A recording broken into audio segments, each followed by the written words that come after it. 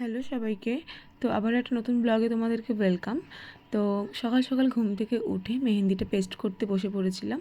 মানে আগের দিন রাতেই বাকি মোটামুটি কমপ্লিট করাই ছিল। তো বাকিটা সকালবেলা আমি কমপ্লিট করছিলাম।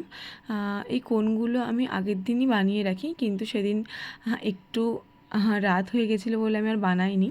তো যাই হোক, সকাল সকাল কোনগুলোকে বানিয়ে পুরো কোনটা রেডি করলাম, রেডি করে বেরিয়ে পড়লাম। এই যে এনাকে নিয়েই বেরিয়েছিলাম, ও বাড়িতে একা থাকবে, চল আমার সাথে ঘুরে আয়। তো ওকে তো ঘোরার নাম বললে এক পায়ে রাজি। তো যাই হোক, বললো হ্যাঁ পিপি চলো, আমি রেডি হয়ে আসছি। তো আমি ওকে নিয়ে বেরিয়ে পড়লাম টোটো করে। হট করে মনে পড়লো যে না, টোটোতে আমি ওকে কেন সিটে বসাবো, আমার কোলে বসিয়ে নিই, তাহলে আমার 10 টাকাটা বেঁচে যাবে। তো যাই হোক, কথা মতো কাজ। আমি ওকে হট করে সিট থেকে ওকে কোলে তুলে নিই।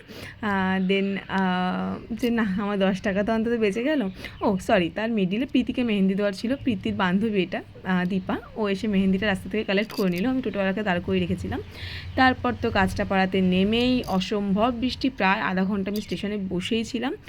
দেন রাখিদির মাকে মেহেন্দিটা দিলাম, দিয়ে আবার চলে আসলাম স্টেশনে। এসে ওনাকে একটা ঝুড়ি ভাজা কিনে দিলাম, উনি বললো খাবেন, সরি কাঠি ভাজা হয়তো ওটাকে বলে।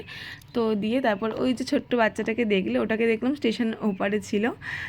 মানে আমার মনে হচ্ছিল ওকে গিয়ে আমি চটকে খেয়ে নিই, কিন্তু যাই হোক ওপারে যাওয়া সম্ভব নয়। আর কাঠি ভাজা দুটো কিনেছিলাম, একটা ওকে দিয়েছি আর একটা এই যে আমার এই ফুগলা শোনার জন্য। ওকে এনে দিও, তো খেতে পারেন, আবার ওর হাতে দিই, ও যে খুশিটা হয় ওটাই আমার কাছে অনেক। চলো আজকের জন্য এইটুকু, নেক্সট কোনো ভিডিওতে দেখা হচ্ছে।